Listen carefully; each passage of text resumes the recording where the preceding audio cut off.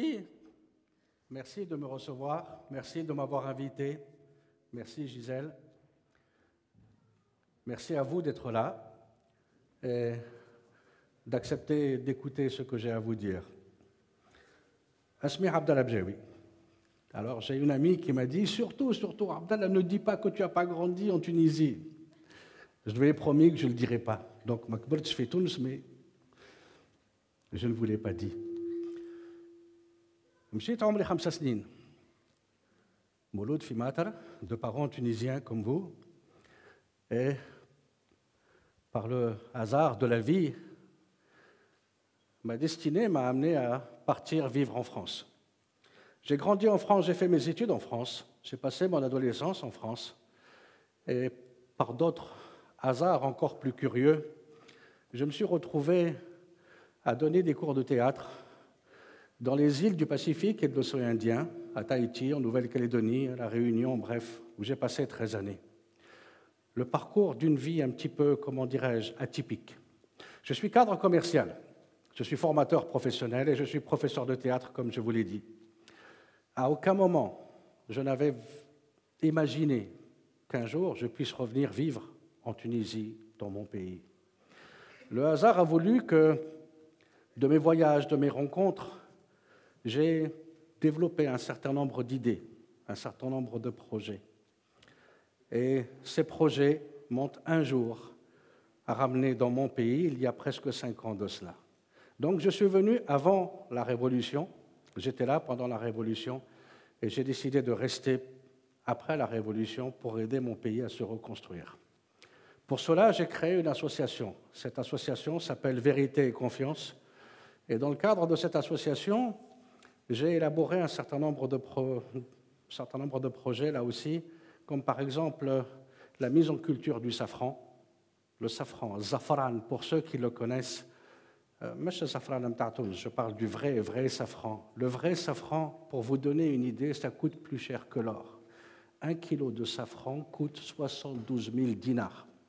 Alors j'ai décidé de lancer ce programme de safran dans les régions pauvres et dire aux agriculteurs, nous allons planter de l'or dans vos régions. Dans le cadre associatif, tous les revenus de la culture du safran retournent à l'ensemble de la communauté. Nous sommes une association à but non lucratif. Je pourrais faire du safran tout seul. Je pourrais, 45 hectares dans mon village, je fais du safran, wahdi, et je me fais une bonne conscience en faisant travailler les gens et en donnant de bons salaires. Non. J'ai voulu le faire dans le cadre associatif pour être dans une démarche d'exemplarité. Nous devons être exemplaires. Je voudrais vraiment que vous attachiez de l'importance à ce mot, être exemplaire. Avant toute chose, avant de poursuivre, j'aimerais, comment dirais-je, vous parler de comment je vois les choses, comment je perçois les choses. Vouloir créer, vouloir entreprendre, vouloir faire quelque chose, c'est bien. Mais la vraie question que nous devons toujours tous nous poser, c'est pourquoi ? Pourquoi voulons-nous faire telle ou telle chose, quelle que soit cette chose ? À l'époque où j'étais comme vous, sur les bancs des écoles, des lycées, des universités, j'avais été interpellé par mes professeurs de philosophie. Et on m'avait parlé d'Aristote, et on m'avait dit, à l'époque d'Aristote, Aristote disait d'ailleurs « je doute, donc je suis ». Vous connaissez tous la fameuse phrase de Descartes « je pense, donc je suis ». Sauf que Descartes, il ne s'est pas créé tout seul. Descartes, il a évolué, il a grandi, et puis il est surtout monté sur les épaules des géants qui l'ont précédé. Il a traduit à sa façon la pensée d'Aristote. Je doute, donc je suis. Et c'est par là même que je doute que je prends conscience que je suis. Écoutez bien ce que je vous dis. Saint Augustin, à peu près à la même époque, disait « je me trompe, donc je suis ». Et c'est par là même que je me trompe, que je prends conscience que je suis. Ce à quoi Descartes avait dit « je pense, donc je suis ». Avec l'ère industrielle, au début du XIXe siècle, la pensée c'était « je produis ». Donc, je suis. Il fallait être producteur pour avoir une identité. une identité sociale, avoir une existence. Je produis, je travaille, je suis un ouvrier. Les années 70-80, dans le monde entier, ça a été « je consomme ». Donc, je suis. C'est parce que je consomme que je prends conscience que j'existe, de mon identité sociale. Mais aujourd'hui, je vais vous dire ce qu'est la pensée. Aujourd'hui, ce n'est pas que je produise qui fait que j'existe ou que je pense ou que je doute ou que je me trompe. Aujourd'hui, c'est parce que je suis solidaire que j'existe. Aujourd'hui, je ne peux pas exister tout seul dans mon petit coin. Quoi que je fasse, quoi que j'entreprenne, je dois le partager avec le plus grand nombre. Et c'est parce que je suis solidaire que j'existe en tant que citoyen. Voilà comment j'inscris ma démarche. Le safran, la culture du safran, je vous l'ai dit, je peux le faire tout seul et gagner des millions. Non, mon pays a besoin qu'on l'aide. Il y a dans ce pays des gens plus faibles. Il y a dans ce pays des gens qui n'ont pas la capacité. On ne doit pas les ignorer. On les a suffisamment ignorés. Alors quoi que je décide d'entreprendre aujourd'hui, je le fais dans cette action commune de solidarité. Je travaille pour moi et je travaille pour mon pays. Je voudrais vraiment que vous ayez conscience de cela. Autre chose que je voudrais vous dire, n'ayez pas la faiblesse de penser que vous pouvez changer les choses. N'ayez plus la faiblesse de penser que vous pouvez changer les choses. Ayez la force de croire en vous. Et là, je vais m'adresser plus particulièrement aux jeunes femmes que vous êtes. Vos mères, vos grands-mères, vos arrière-arrière-grands-mères, de génération en génération, ont permis à ce que la Tunisie soit une réalité physique. Ce sont vos mères qui vous ont porté, qui ont porté la Tunisie dans leur ventre. C'est vous qui portez les générations futures en vous. Vous êtes la matrice de toute l'humanité. Vous êtes la matrice de la Tunisie. Alors là aussi, ne laissez personne vous réduire à quelques schémas ou à quelques stéréotypes. Ils n'ont pas idée de ce que vous pouvez être. Ils n'ont pas idée de ce que vous pouvez faire. À condition que vous ayez une idée précise de ce que vous voulez faire aujourd'hui, dans votre pays, pour vous-même et pour votre pays. Je voulais vous dire ça. Je voulais vous dire ça pour que vous preniez réellement conscience de l'importance que vous avez à titre individuel et à titre collectif. Quoi que nous décidions d'être, quoi que nous décidions de devenir, nous le ferons que parce qu'on sera ensemble réunis, solidaires. J'ai imaginé, comme je vous l'ai dit, un certain nombre de projets. J'ai été interpellé dans ma vie par des préoccupations, je dirais, qui la plupart du temps passaient au-dessus de la tête de la majorité des gens, mais qui, moi, m'interpellaient personnellement. Je ne sais pas pourquoi, c'est ma nature. Un jour, je rencontre un responsable de l'UNESCO et il me dit « c'est une véritable hémorragie à travers toute la planète. Les artisans, parce qu'ils sont pauvres, quand ils arrêtent de travailler, leurs enfants ne reprennent pas leur travail, ils ne reprennent pas leur métier, ils ne reprennent pas leur savoir, ils ne reprennent pas leur patrimoine, bien sûr. Qui voudrait vivre d'une vie de misère? Alors, à l'échelle de la planète, c'est une véritable hémorragie. Des pans entiers de notre savoir disparaissent année après année. Il y a presque 20 ans de cela. Et cette idée, je l'avais en tête. Et partout, à travers mes voyages, quand je rencontrais des populations, je voyais leurs traditions, je voyais leurs coutumes, je voyais leur artisanat. Je voyais à quel point c'était vivant et à quel point c'était important. Nous sommes non pas le fruit de la civilisation, mais véritablement de nos traditions, de nos coutumes. Ce sont elles qui nous construisent, ce sont elles qui font notre spécificité. Nous appartenons à ce corps humain tout entier qui s'appelle l'humanité, mais nous avons notre spécificité en tant que Tunisiens, ou en tant que Tahitiens, ou en tant que Polonais, etc., etc.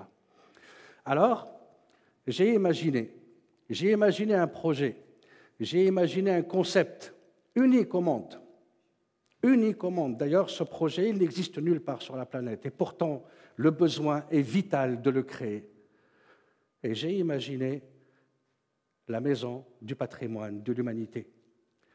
J'ai imaginé un lieu où tout le savoir-faire de l'humanité, toutes les techniques de fabrication traditionnelles, artisanales seraient non seulement répertoriées, archivées, filmées, mais dans un lieu qui serait un lieu vivant, un lieu de création, un lieu d'échange, un lieu de communication. Autre chose, je ne limite jamais ma pensée à mes seuls besoins. Je ne me dis pas, tiens, j'ai besoin de ça, donc j'agis en fonction. Non. L'idée, elle doit être la plus ouverte possible. Une fois que je l'ai amorcée, une fois qu'elle est sortie de moi, je dois la laisser mûrir, suivre sa propre évolution, sa propre maturation, sa propre expérience. Et je l'observe pendant un temps et je l'accompagne. Et tout à coup, l'idée, elle me revient. Et elle me revient avec des choses auxquelles je n'avais pas du tout imaginé ni soupçonné. Et la Maison du patrimoine de l'humanité, quand elle a mûri dans mon esprit et que j'en ai fait la maquette, je crois qu'on peut projeter la maquette de la Maison du patrimoine de l'humanité. Voilà. Voilà la Maison du patrimoine de l'humanité. Un projet utopique. Je vais vous le dire très clair, comme ça vous n'aurez pas à me le dire. C'est un projet utopique. Ah, qu'est-ce que ça veut dire utopique? Ça veut dire qu'il ne peut pas se réaliser? Non. Un projet utopique, c'est juste un projet qui est un petit peu en avance. C'est une idée qui est prématurée. Les gens n'en ont pas encore conscience, comme le canal de Suez, comme la Tour Eiffel, etc., jusqu'à ce que ça devienne une réalité. Tout ce que nous entreprenons prend naissance dans un esprit, et d'abord et avant toute chose, une idée, avant d'être un bâtiment, avant d'être quoi que ce soit d'autre, c'est une idée. L'idée, la voici. Cette idée a été soumise au président de l'UNESCO. Quand j'ai quitté le président de l'UNESCO, il m'a pris par l'épaule, il m'a dit « Monsieur Bejaoui, si vous respectez votre cahier des charges, ce site sera inscrit au patrimoine de l'UNESCO. » Alors, quand j'ai imaginé un projet de développement pour mon pays, j'ai dit « Voilà ce qu'il faut pour la Tunisie. » Je peux entreprendre des choses à titre personnel. On est venu me voir et on m'a dit « Monsieur Bejaoui, Dubaï est intéressé par votre projet. On vous l'achèterait des milliards, on vous accueillerait comme un prince. » J'ai dit non, ce projet, c'est pour mon pays. Je vais même vous dire mieux. Je ne veux pas gagner un centime sur ce projet. Je veux l'offrir à mon pays. Je veux en faire don à mon pays parce que ça sera une fondation. Ça ne sera pas un parc d'attractions. Alors, qu'est-ce que ça va être? La Tunisie, vous, chacun et chacune d'entre vous, vous allez représenter quelque chose dans toute l'humanité. Quand on parlera de la Tunisie, on dira mais c'est le pays qui préserve le patrimoine de l'humanité parce qu'il peut y en avoir qu'un seul. Il ne peut y avoir qu'un seul site comme celui-ci. Il ne peut pas y en avoir deux. Et la Tunisie va devenir la garante de la mémoire de l'humanité. Et nous allons filmer, archiver toutes les techniques de fabrication traditionnelles de toute la planète. Ça prendra 30, 40, 50 ans, ça n'a pas d'importance. Pour l'archivage, pour la construction du bâtiment, ça prendra à peu près entre 8 et 10 ans. Mais ça deviendra une réalité. Alors là, oui, je peux imaginer le développement futur de mon pays. 60 000 créations d'emplois. Toute une région qui va sortir de terre. Il va falloir conceptualiser de nouveaux modèles d'hôtellerie, d'accueil. Ça sera visité par 30, 35, 40, 50 millions de touristes, qui peut le dire, puisque le site sera unique et authentique. Nous allons reconstituer les jardins suspendus de Babylone, tels qu'ils étaient à l'époque de Nabuchodonosor. Alors on me dit, mais c'est fou, mais c'est incroyable. Mais c'est impossible de réaliser un tel projet. Si on vous avait dit, ne faites pas la révolution parce que c'est impossible, je suis sûr que vous ne l'auriez pas fait. Mais comme personne ne vous avait dit que c'était impossible, vous l'avez fait. Je suis ma nature. Je suis mon instinct. Mais vous savez d'où je tire ma force? D'où je tire ma certitude? Dans ma sincérité.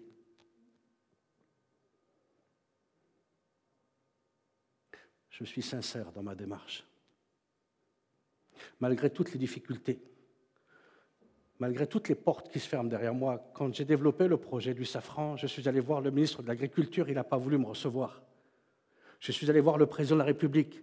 Son conseiller, il a pris mon dossier et m'a dit « Monsieur Bejaoui, le safran, il l'a jeté sur son bureau. » Je vous jure que c'est vrai. Le safran en Tunisie, ça ne marchera jamais. Je lui ai dit « Excusez-moi, pourquoi ?» Mais parce que si ça marchait, on l'aurait déjà fait, on ne vous aurait pas attendu, vous pensez bien. Il n'y a pas de problème. Il n'y a pas de problème. Alors je suis allé voir les agriculteurs et je leur ai dit « Messieurs les agriculteurs, vous qui crevez de faim, vous qui êtes dans la misère, voilà mon programme et on va le faire ensemble. » Et nous l'avons fait. Et nous avons fait pousser du safran en Tunisie, à Sidi Bouzid, à Sbiba, au Kef, à Joumine, même au Kram. Ce n'est pas le problème, les autres. Le problème, c'est moi. Quelle est ma force? Quelle est ma motivation? Quelle est ma sincérité? Quelle est ma valeur ajoutée?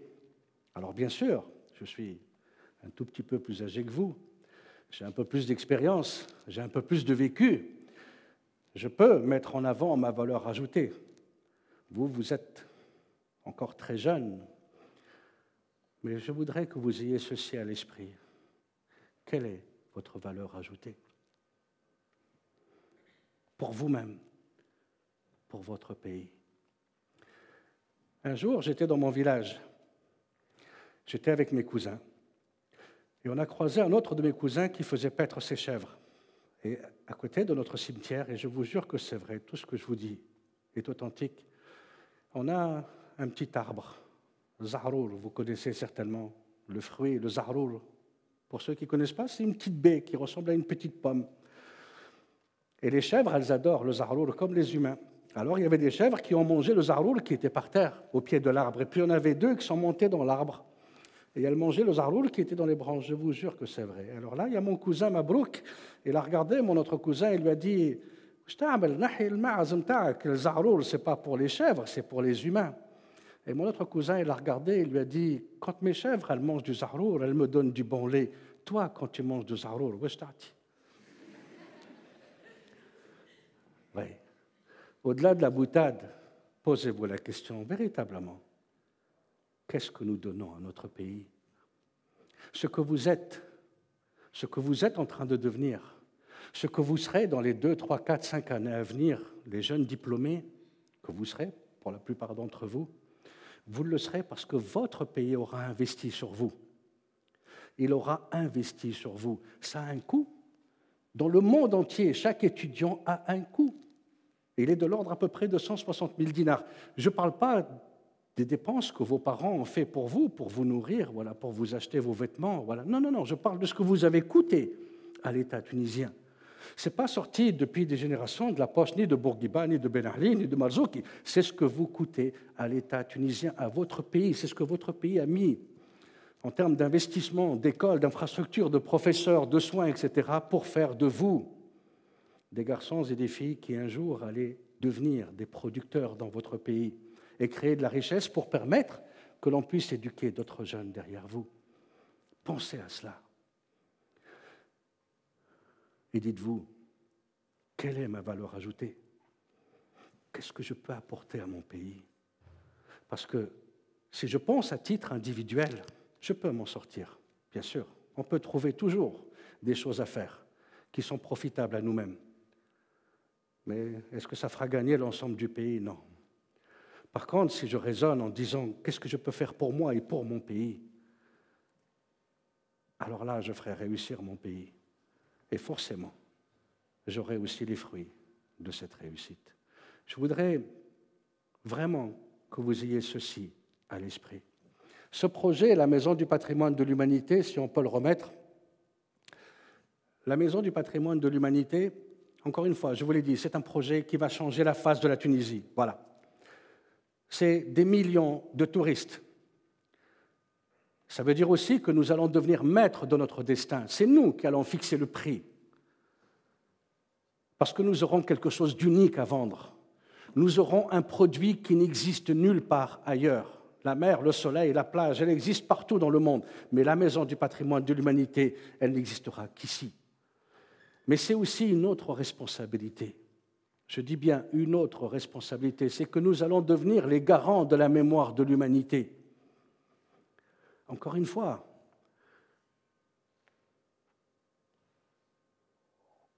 en me projetant à travers ce projet, à un moment donné, je me suis rendu compte que ce projet, ce n'était plus le mien. J'en étais que le dépositaire. Qui ou quoi ou qu'est-ce a choisi mon cerveau, mon esprit pour le faire jaillir, mais il ne m'appartient plus. Et c'est vrai que dans ma famille, quand je leur ai dit, je me fous de Dubaï, je me fous des Émirats, je me fous de ceci, de cela, je veux l'offrir à mon pays, ils m'ont dit, mais Chbik, tu m'hboul, qu'est-ce que tu vas faire en Tunisie? Je ne sais pas. Mais il y a une chose dont je suis sûr, c'est que maintenant que je suis là avec vous, je ne peux plus laisser tomber mon pays. Ça ne m'est plus possible. Donc j'irai avec vous, je serai avec vous jusqu'au bout de cette aventure, quoi qu'il arrive. Par contre, je suis maître de mon destin. C'est moi qui ai les leviers de ma destinée. C'est moi qui suis maître de ma propre destinée. Grâce à mes idées, grâce à mes projets, je peux venir vous voir et vous dire, ce projet, il appartient à la Tunisie, il vous appartient.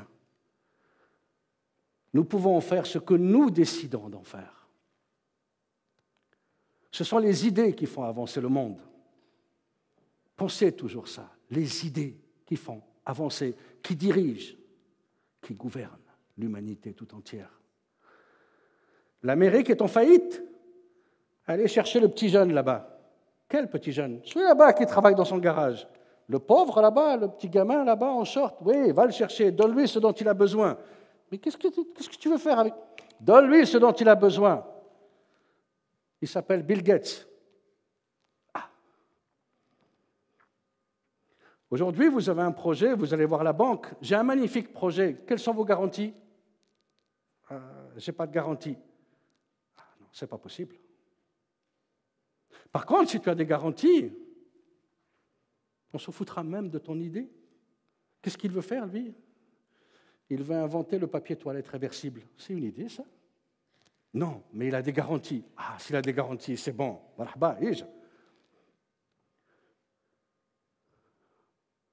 Vous voulez avoir un avenir?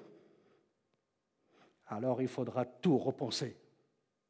Vous ne pourrez pas construire la Tunisie de demain, votre propre édifice, votre propre maison, sans avoir bâti, défriché et établi des fondations solides, profondes. On ne construit rien sur rien. Et aujourd'hui, la Tunisie, ce n'est rien. Quelle que soit l'idée, quel que soit le projet. On m'a invité parce que, voilà, il me reste 10 secondes, on m'a invité parce que la dernière fois, la dernière conférence, j'avais un petit peu mis les pieds dans le plat. Et j'avais dit, mais ils ne peuvent rien faire. Eh oui, parce qu'il n'y a aucune structure qui vous permette de vous développer. Vous allez voir des responsables politiques, ils ne comprennent rien à ce que vous êtes en train de leur dire. Pensez à ça. Je vous remercie de votre attention.